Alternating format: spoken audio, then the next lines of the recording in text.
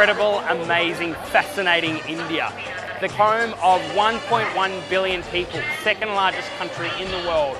By 2015, it will be the fastest growing economy on the planet and is also the second largest English-speaking country in the world.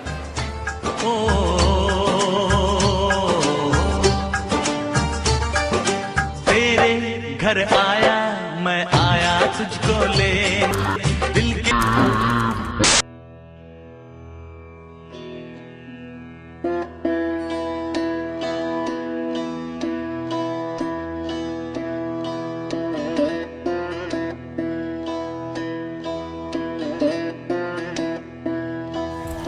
There are over 20 million people that live in Kolkata right now. There are also a third of the people that live in the centre of Kolkata live in slums. There are over 5,000 slums throughout Kolkata.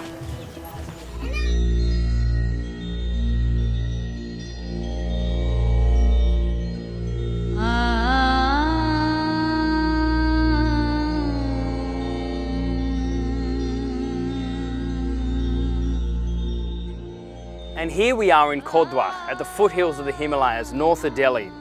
And we work in a number of slums here with our project officer, Amit Samuel.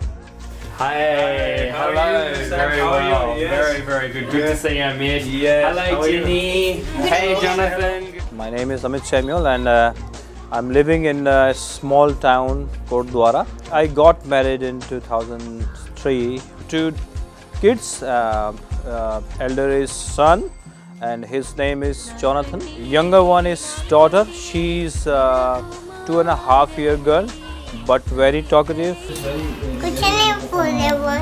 She sings, dance. Twinkle, twinkle. Amit Samuel works with a number of kids that live with a disability here. Kids just like the 14-year-old Aman.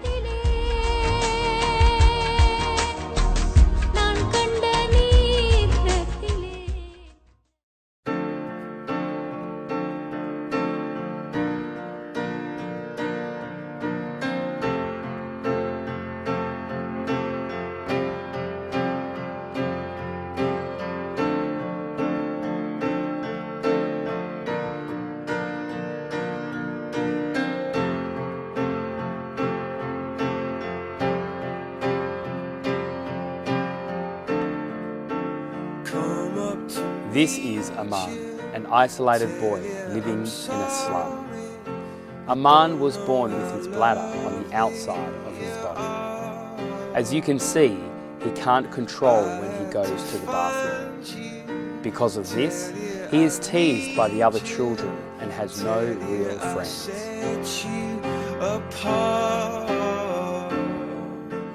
Although discrimination against lower castes is illegal in modern India, families like Aman's are still treated like dirt.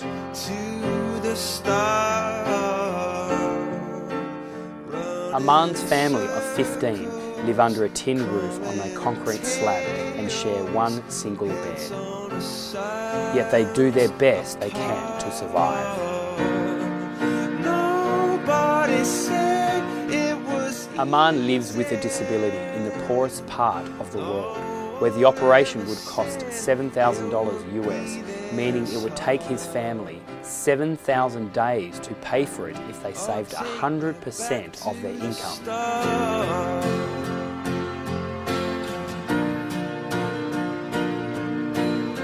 We all walk upon the same earth, and we are here to help make a difference to the lives of others.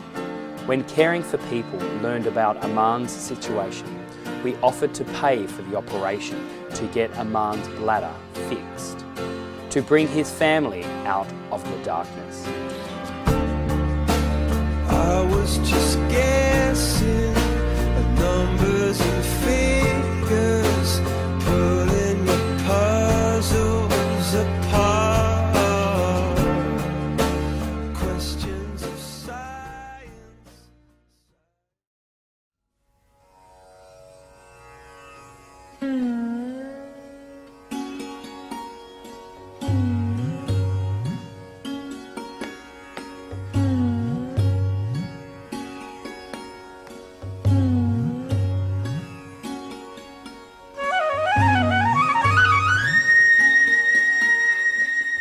So Amit, we've been partnering for a while now, and we love the work that you're doing. Tell us a little bit more about some of the work that we are doing together. We have 3 projects, which is for children, and one is village Bagnala, and this village is situated in a jungle area, and in these villages there is no electricity, there is no medical aid, there is no good schools is there, and no water is there. So there we have almost 35 kids who are coming regularly in our center.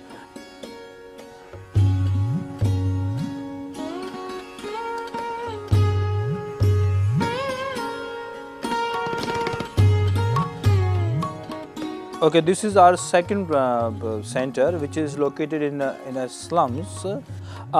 These people living under huts, and these huts not good position.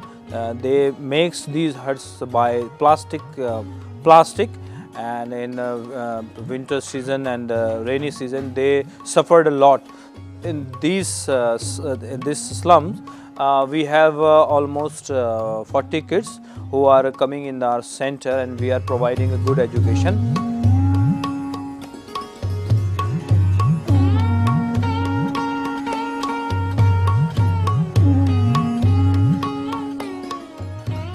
And also these kids was taking drugs. You cannot imagine 6 years kids, 7-year kids, they were taking drugs also. But from the time when we started this project, and we counseled with kids, and we treat the kids, and they understood the things, and by the grace of God now they are not taking drugs.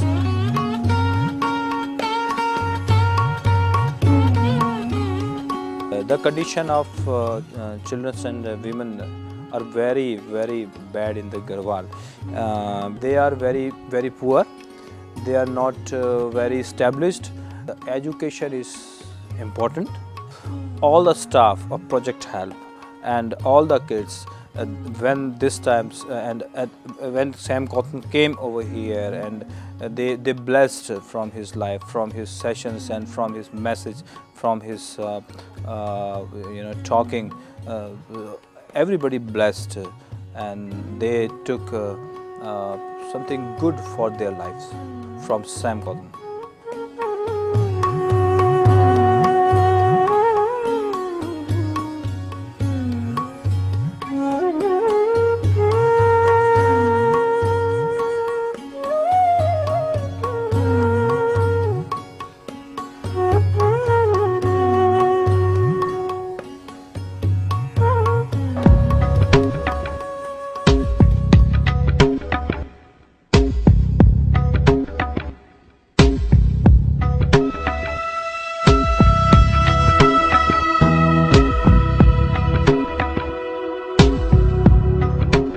So here we are, we're now in the heart of India, which is Kolkata, and we go into these slum areas, and we've converted these buses into mobile classrooms. It's a fascinating project that we are a part of, and are really looking forward to showing you these innovative ways how we can bring education and again stop this cycle from poverty of these young kids.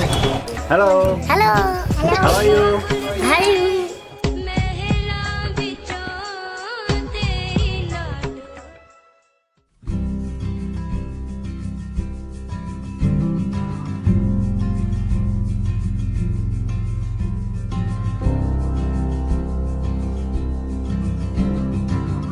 So this is Binu Thampi. Binu works here in Kolkata, and they've got this amazing bus, and they go through to 3 or 4 slums each day, and they not only feed these kids but they educate them, and particularly to stop this cycle from these poor slum areas to get them into school so they can have an education.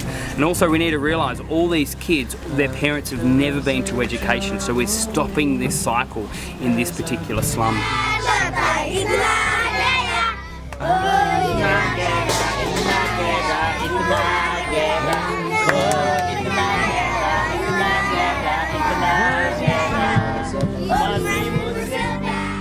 we come here with a bus that we have, which has been given to us, and we converted that into a classroom where we can actually teach up to about 45 to 50 children in one area. We go to 3 different locations, and the children come, and this is, for most of them, this is their only education that they get. And we teach them, we have a curriculum, and we teach them basic languages and mathematics and environmental science and also moral sciences as well. And through this we can also do like awareness programs about hygiene, cleanliness, all that. And we also feed them. We cook proper cooked meals, rice and according to a diet that we have. And they take it back home where they can also share with some of the family members that they have. And but the larger problem is that the children are living in very substandard environments in their home. They don't have toilets. They don't have a study table. They don't have a chair in their home. So it breaks your heart to know that how do the kids eventually get to school? What is their address? And how do they do their homework? How do they keep themselves clean in a home where there's no flooring, where it's all mud? And so these are the larger issues that we have. So things that really don't really matter to us. For example, having a shower, having a chair, having a table, having a meal around the table, having 3 meals a day, having electricity, things that we take for granted. Running water, clean air, mosquito nets, things like that. Things that we take for granted. These are things that they have to worry about. So in that context, we think, where does education come? What is the priority for education in their life? It's not a priority. It is not. So we cannot force it on them because we have to take care of other needs that they really have, that they're worried about. And so we really want to be in a place with this bus currently and to be part of the stream of their life where we can hold on to their hands and say that we want to be part of your life, we want to change the course of your life. This is why we love partnering with Vinu. Amazing heart, amazing passion to really make a positive long-term difference into the lives of these young kids. That's right. Vinu, thank you so much. Thank you.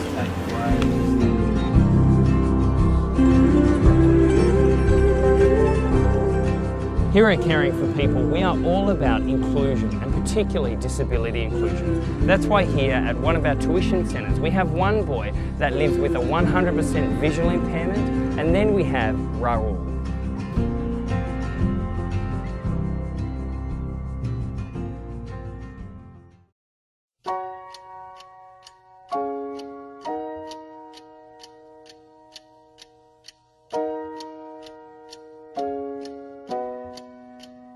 This is the home of a child named Rahul.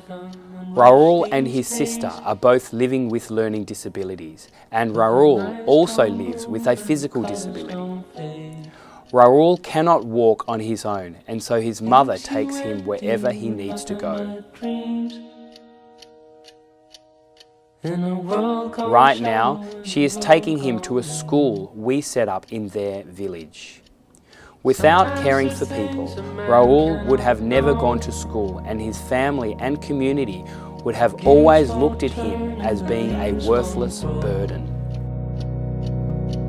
There's no place to run and no gasoline. Yet here he is, in one of our schools, reciting a poem to his classmates and is creating his own destiny. Engines won't turn and the train won't leave.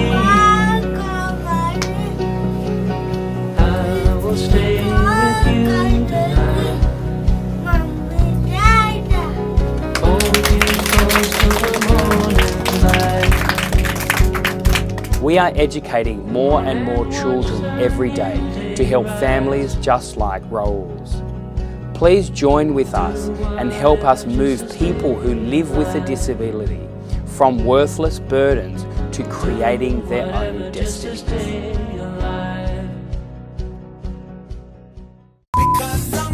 Clap along if you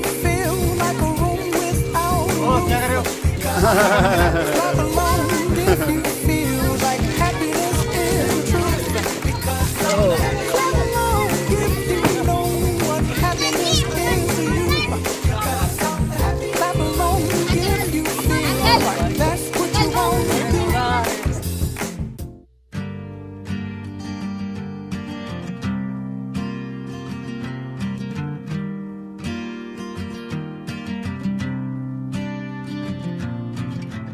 Here we are in Kharagpur, which is just out of Kolkata in India. And this is our green school. So we've modelled this off the green school in Bali. But as you can see, we've got a green garden, we've got a green toilet, we've got living fences, we've also got a well here as well. But we're teaching the students that come along to this school not only core subjects like maths, English, other languages, sciences, arts, etc. But we're also teaching them horticulture, agriculture, eco-sustainability. So they've got a holistic approach to education. So it's a brilliant school, all out of bamboo as well. And the teacher and also the overseer for this entire school, his name is Mr. Pal. Now, Mr. Pal does live with a disability and he's a great advocate out there for people that do live with a disability here in India. I was going 70 kilometers far from my home. On the way, another loaded truck struck me from the backside and ran over me.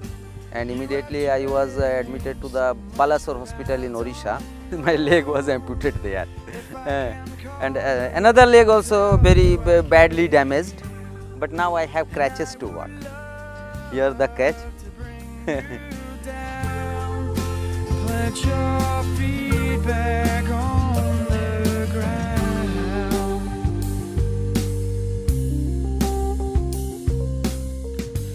Poor people, they cannot teach their kids.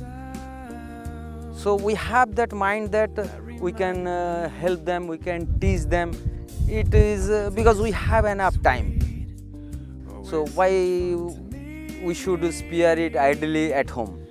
So why don't I do something for the kids that to look after them, how to give them education? You can rule the world, no, not mine. I don't think so.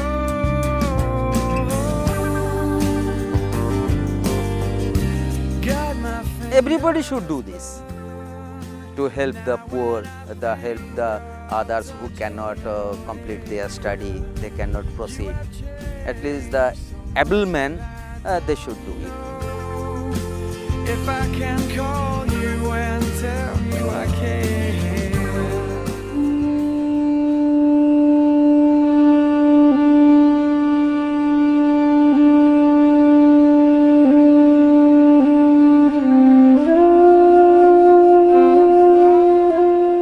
As I continued my charity work throughout India, something kept bothering me in the back of my mind.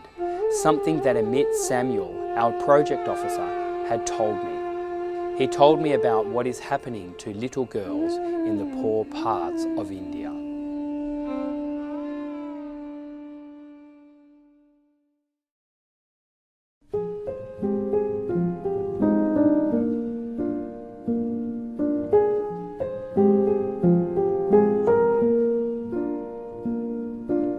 Girl child always affected because of their poverty. Because of their poverty, many people who are rich, they are coming in this area, in this region, and they are giving money to their parents, and they are selling their girl child.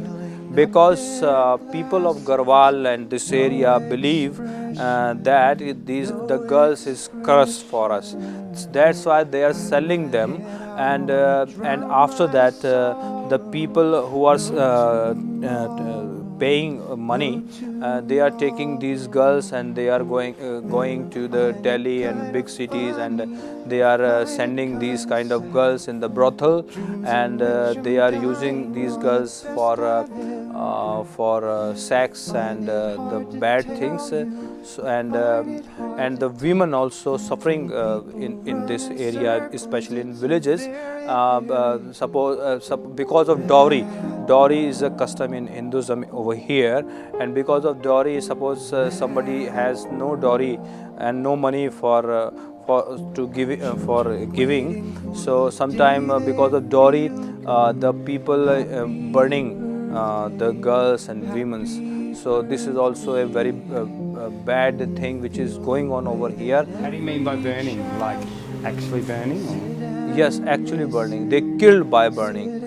They killed by burning.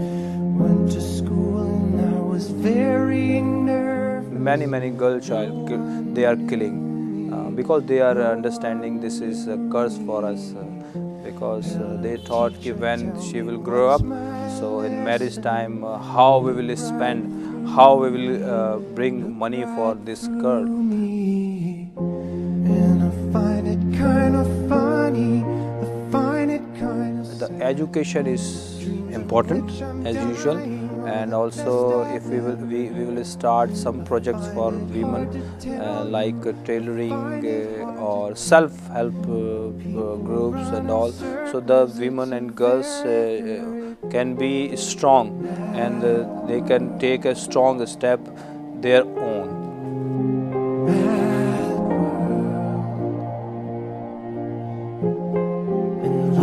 enlarging your mad world.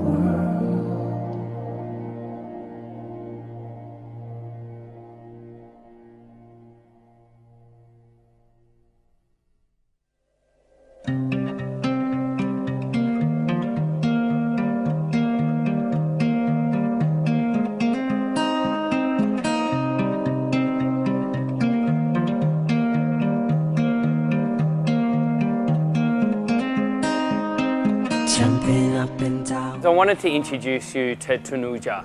Tanuja is a lady from a local village which is about 3 hours out of Delhi, towards Agra, which is where they have the Taj Mahal. And I met this lady and I've been really inspired by her story because she found out that all these kids that are in her local village had never been to school. So what did she do? She finished and she stopped her full-time job to start educating just a handful of students in the porch of her house. 3, 2, 1. 4.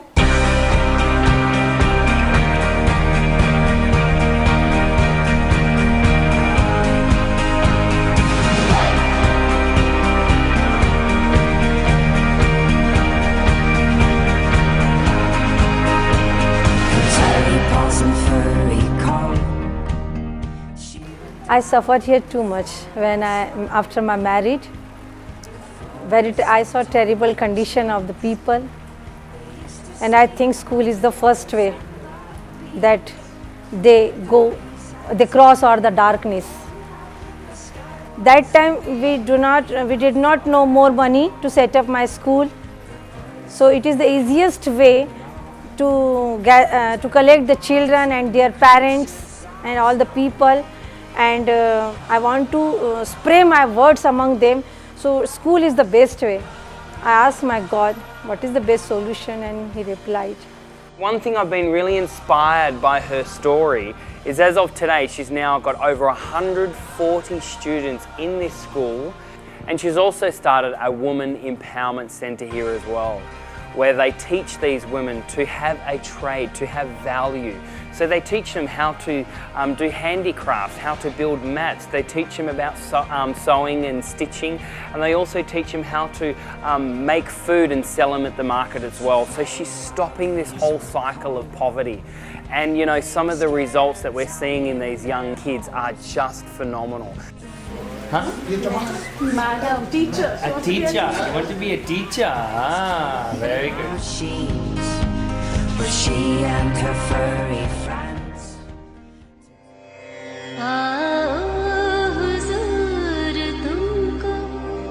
Throughout this journey, I have shown you things that we hear about all the time, but simply ignore. 148 million people in India live off less than $1.25 per day. There are over 21 million people in India that live with a disability. We are striving to transform these communities, ignite young people and empower those living with a disability in these developing worlds. I have seen firsthand the changes we have been making. The children who were once victims of circumstance now have hope. I saw an incredible opportunity to educate these kids and give them a future that would not have been possible for them to obtain on their own. And I want you to be part of this journey, and together we can bring hope and destiny for the poorest children in the world.